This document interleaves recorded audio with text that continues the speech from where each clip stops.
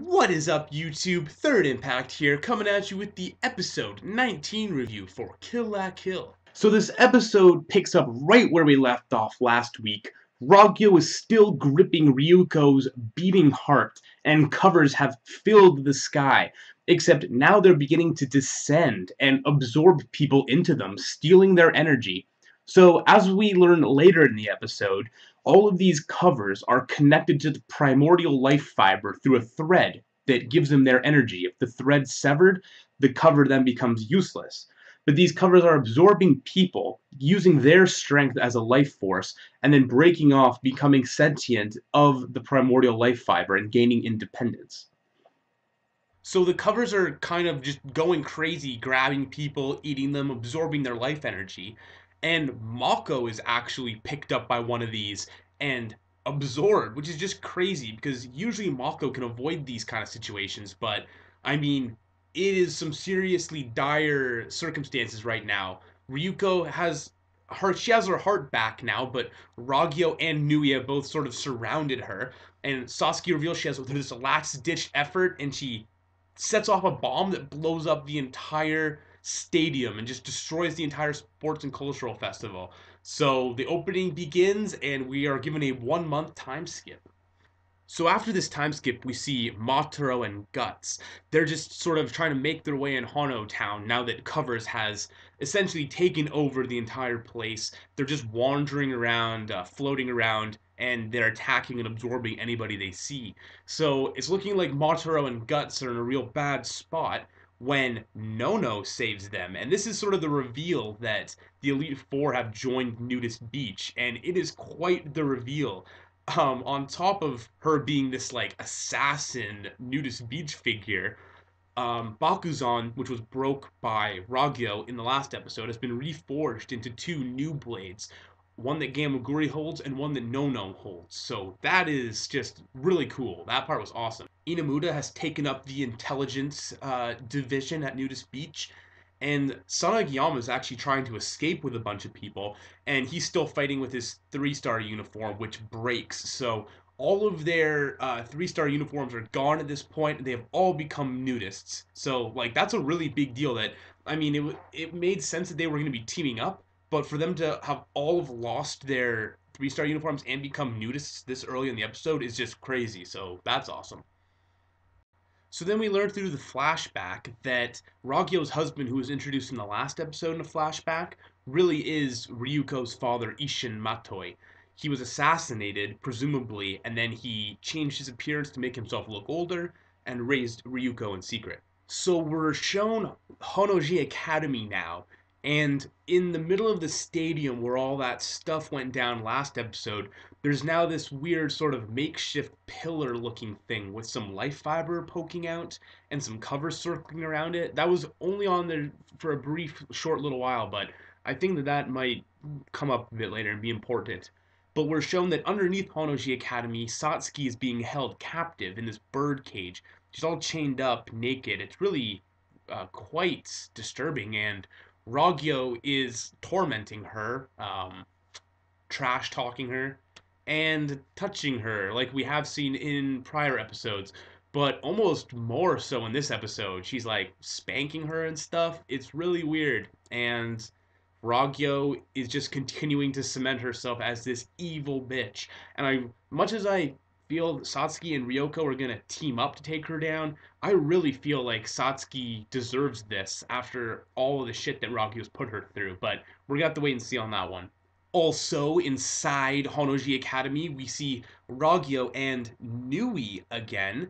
And, obviously, I'm going to go off a little bit when Nui comes up. But I think that her part in this episode is quite interesting because, as much as it appears as though she, again, is just Ragyo's sort of side that helps her with things, helps her make things or whatever, that it was weird in this episode because we know she's the Grand Couturier. But what does that really mean? When she was first introduced, I assumed that it meant maybe she made kamui or something like this. But no, we find out that Isshin made senketsu.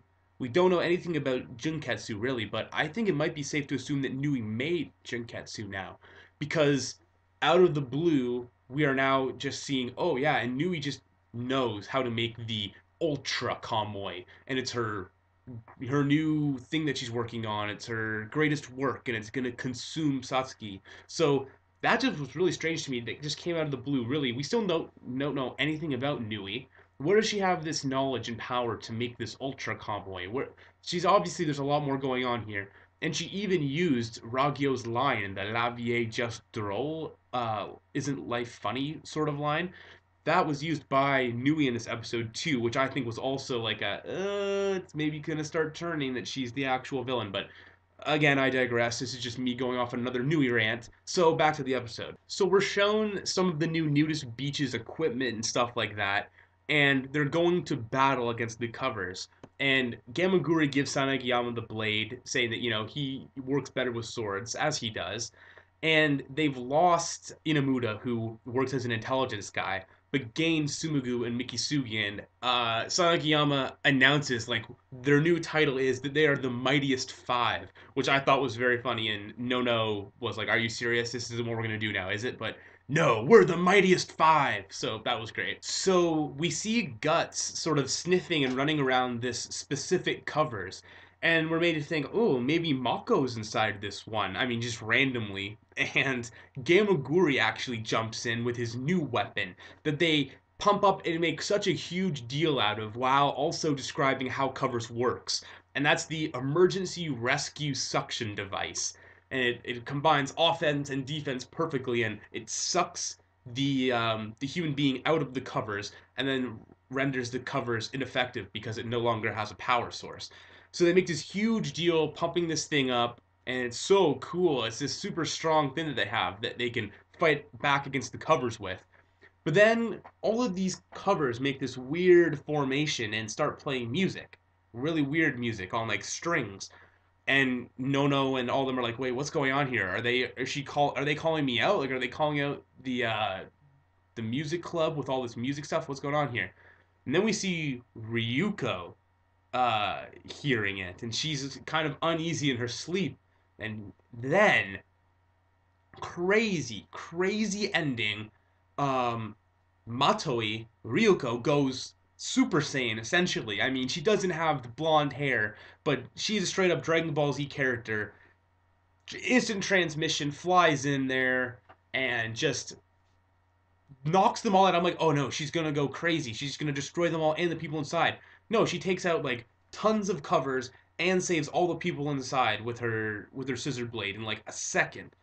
And Senketsu's super happy that she's out of her coma, but she is completely enraged. Her hair is completely different. She is a completely different character, and she says for Senketsu to just get away from her. She's never gonna wear him She's never gonna wear him again. Sorry. And that episode ending, just that look on Ryuko's face was just, oh, it was crazy. And so I guess she's decided that all of this is Life Fiber's fault and that she's gonna do it herself. And I mean, everybody else is going nudist anyways, but Matoi isn't human, and I think she needs to understand that. She's human, but she has life fibers as part of her body. And Senketsu is special too, so something's going to happen there where they're going to be teaming up, but Ryuko is just enraged and wants nothing to do with Senketsu. And she seems just more powerful than she ever was wearing him. Like she got a power up during her coma because this is beating what she was doing to Nui like absolutely no problem. So wow, I don't know where it's gonna be going from here, but this episode had a crazy ending. Gamaguri and Mako is official now. Gamaguri and Mako I've seen shipped everywhere, and it's funny because they have been hinting at it in the show, but this episode was just straight up. The beginning, Gamaguri is trying to save Mako and she's being eaten by covers, and he's also the one to save her in the end. He's all like embarrassed when she's naked or whatever, and then people make fun of him to stop flirting and stuff. So Mako Gamaguri is official, and I thought that was really funny. So that's really cool. And yeah, Ryuko at the end. Oh, and also crazy thing that happened that I've only thinks happened like one other time in this whole show. After the credits, there was another scene of Satsuki, and Satsuki hasn't given up yet. She kind of tips her toe on the floor, and her nail breaks off, and it looks like she has like a metal toenail, kind of like Bakuzan. And I don't know if she's gonna cut off her chains or cut out of the cage with her toenail. That'd be pretty crazy, but I mean, it was implying that Satsuki still has something planned, so that's gonna be cool. So see you guys next week. Another big cliffhanger, another long, painful wait, but I am so happy that Kill la Kill has come together and become the show that it has because I just knew that this show was something special from the beginning, and it has just escalated and exploded into something so insane that I haven't been this excited about an anime in a long time, or gotten this hype from episodes, or gotten this excited waiting for new ones. So that's also just awesome, and I will see you guys later. Peace.